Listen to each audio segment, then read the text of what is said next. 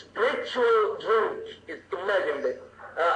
الموسيقى الآن صارت اسمها إيه؟ طرب. طرب الميوزك becomes like طرب and so on يعني change the name سبحان الله وما عافينا يا رب العالمين. لكن في علامات كبرى غير الخوف. There is a large and big sign and that is the scary part. من آمن ومن كفر. خلينا نجيب أول خروج المسيح الدجال. يا الله تعرف يا أخواتي جزاكم الله خير من علامات القيامة الصغرى عدم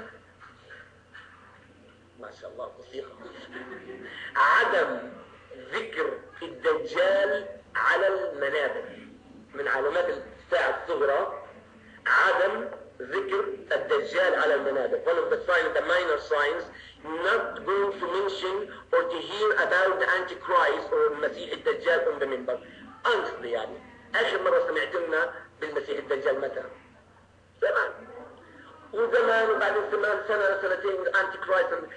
خلينا نتكلم شوي على الانتي كرايست لان هذا مهم جدا. لانه بقول الرسول صلى الله عليه وسلم حديث في البخاري او مسلم قال لم يكن هناك نبي الا حذر امته من ايه؟ من الدجال. There is no prophet always warning his people from the antichrist. أن الرسول صلى الله عليه وسلم أكثر الناس كان يحذرنا من الأنتيكرايست. From the Antichrist, the Prophet صلى الله عليه وسلم warned us all the time from المسيح الدجال or Antichrist. Why? Because قال المعز أنا والقيامة كهاتين. I read me and the day of judgment just like this. That means Dajjal very close, very near. Anytime. How will he look like? عنده عين واحدة والعين الثانية طاحة كده وشعره أكرت ومناخيره تفصى كده تفصى والعياذ بالله. وسو سكيري وقصير القامة. وفي واحد اسمه حديث في صحيح مسلم قال اسمه تميم الداري. تميم ايه؟ بيضاوي فلسطيني هو. تميم الداري كان هو بريست فلسطيني. he was a priest قسيس and he's a Palestinian and كان في سفينة نفسه كان بحار. حديث هذا في صحيح مسلم على فكرة. وبعدين طلع في بحر العرب. كان في بحر العرب in the Arabian Sea and صار الأمواج عليت بالبحر. There was the huge waves in the ocean and السفينة landed one of the islands. one of الجزر السفينة نزلت فنزلوا منها 40 رجل. كانت السفينة جوا 40 men inside the ship, a huge ship. فجأة شافوا حيوان ما يعرفوا راسه من ظهره. شعر كتير. An animal like beast and they cannot distinguish where is the head of that animal or the back. مش كده بس فصار الحيوان هذا يتكلم جساسة. That animal start to speak. فخافوا فكروها شيطان. They were afraid. They thought what? They afraid. قال الحقوني إلى ذلك المعبد. You follow me to that temple. فلما راحوا على المعبد وجدوا رجل مكبل بالحديد إليه ورجليه chain رجليه وديه ورقبته حديد كله مكبل بالحديد. There was a chain and a man inside the temple and was a chain by his hands and his legs and his neck. فبدأ الرجل هذا اللي هو المكبل بالحديد يتكلم مع مين؟ مع تميم الداري رضي الله تعالى عنه. أسلم بعد كده يعني هو أسلم. فصار يتكلم مع تميم الداري. فلما صار يتكلم مع تميم الداري قال من أنتم؟ قالوا احنا من لخم جينا قرية فلسطينية اسمها لخم وجينا بالبحر. حصل حكى له القصة باختصار. أنا أحكي لك. In summary he told him what happened تميم الداري رضي الله عنه. فقال عنده أسئلة. He has some questions. أول سؤال سأل عن بحيرة طبرية. تعرف بحيرة طبرية اللي بين الأردن وبين بحيرة طبرية ده ليه طبرية؟ قال ماذا تسأل يعني عن بحيرة؟ قال أبيها ماء. There is a water in the lake of طبرية. قال كثير. There is a lot of water. قال سيأتي يوم وسيذهب. سبحان الله. الآن كل سنة حوالي 3 سنتيمتر ينقص بحيرة طبرية. Every year more than 3 centimeters the lake of طبرية decrease and contaminated يعني ملوثة والعياذ بالله. بعدين تكلم عن نخل بيسان. The area in Palestine also an area called بيسان. There's a lot of palm trees. النخل كثير في بيسان. قال أتثمر there is a fruit. قال كثير a lot. قال سيأتي يوم وستذهب. One day now في بيسان ما فيش نخل بالمرة. سبحان الله. بيسان فلسطين. في بيسان نعم في فلسطين in Palestine. In Palestine, Bisan in Palestine, there is no palm trees anymore. Subhanallah. Used to be the most famous city in Palestine. The most famous city Bisan in the palm trees. وسأل عن منطقة في الخليل اسمها عين زغر. سأل عن منطقة في الخليل اسمها عين زغر. فقال فيها ماء، قالوا فيها ماء، ما علق عليها.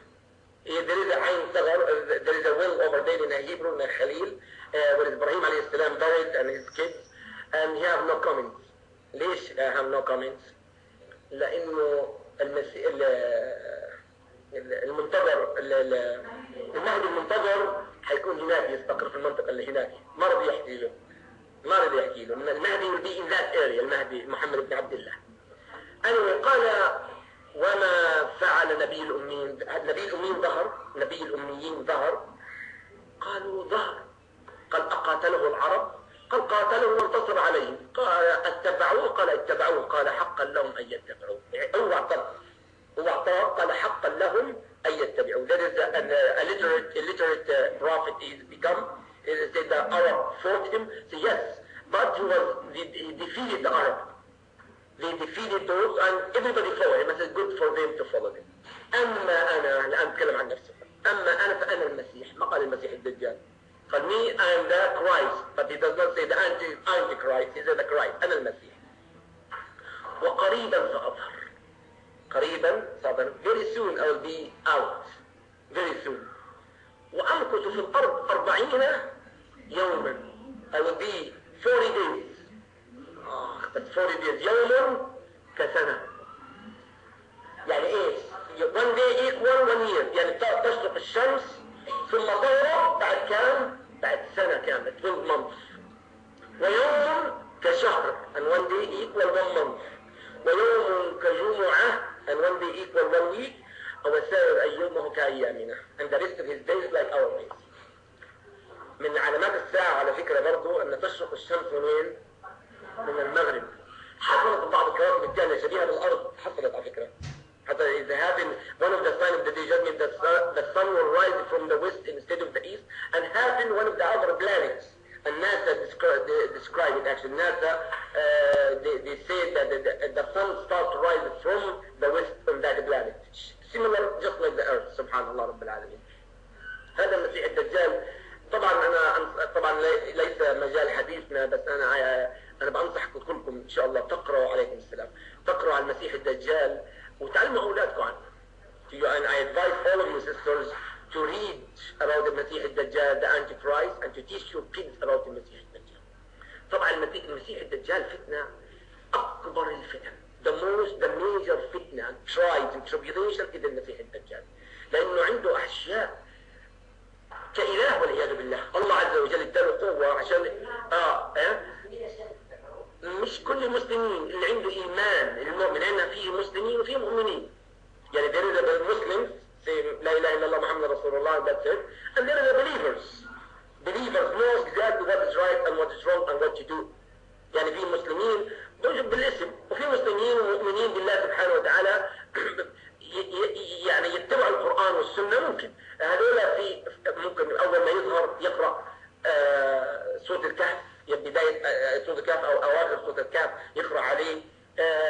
يعني في حاجات كثيرة. مكة والمدينة المسيح الدجال لا يدخل مكة والمدينة، يعيشوا هناك. وكل إيمان قوي يعني من ضمن المسيح الدجال. لا اسمه يعني اسمه مفتوح العين. ايوه عنده علم كل شيء صح. تعرف من ضمن المعجزات اللي هيعملها يفوت يا ريت على المطر، بعدين يجيب واحد شاب يعمل له يقسم نصين. One of the miracles he will do, he will slide one person to half. نصين، نص بالشرق ونص بالغرب.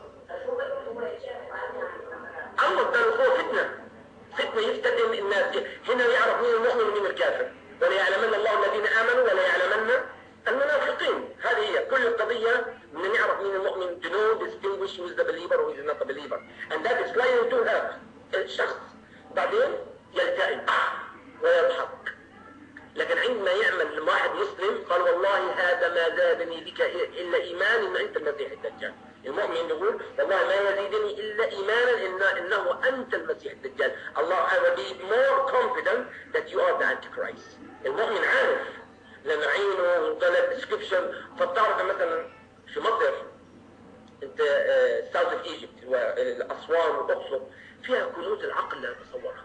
يعني الان احنا اكتشفنا في مصر يمكن كل الاكتشافات اللي بتشوفيها في مصر 5% بالكثير او 10% يمكن، لكن حقيقه الكنوز لن يخرجها الا الدجال.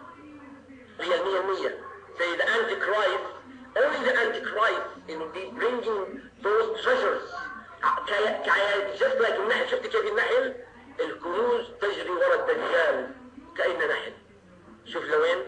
فعشان كده الرسول صلى الله عليه وسلم يعني قال والله إن يخرج فيكم وأنا فيكم فأنا حجيج. لو الدجال the Antichrist come and I am here I'll take care of him. ولكن إن يخرج ولست فيكم فكل حجيج نفسه.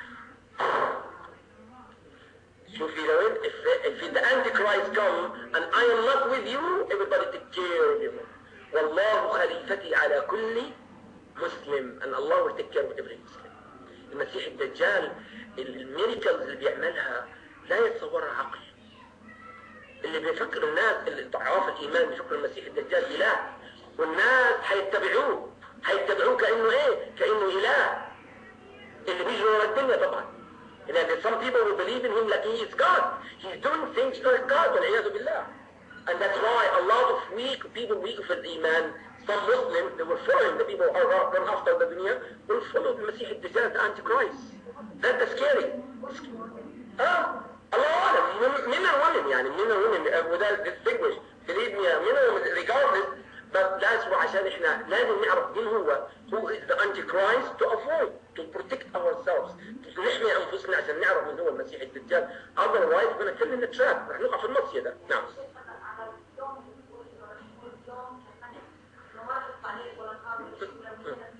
برافو عليك.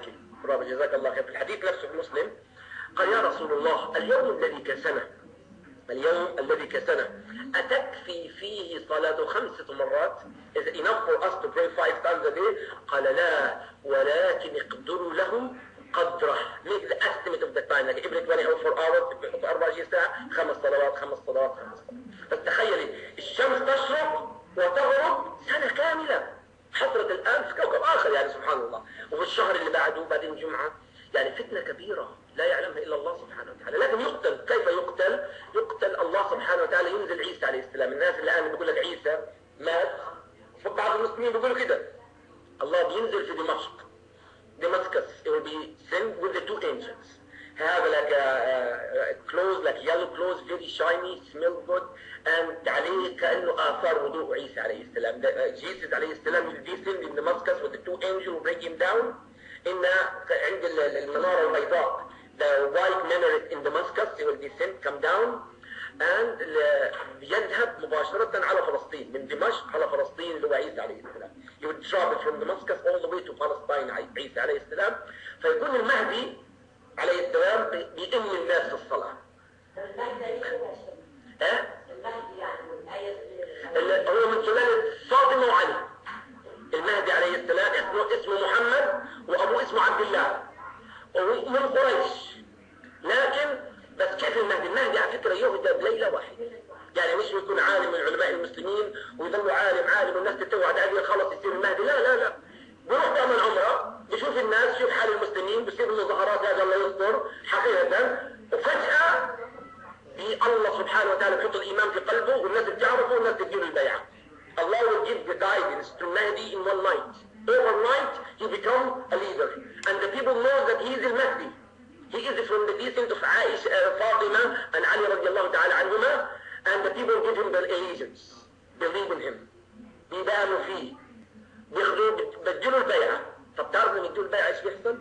ولأول مرة كل قادة المسلمين يجتمعوا عشان يقتلوه. Subhanallah. All the Muslim leaders will gather for the first time after a while. They gather together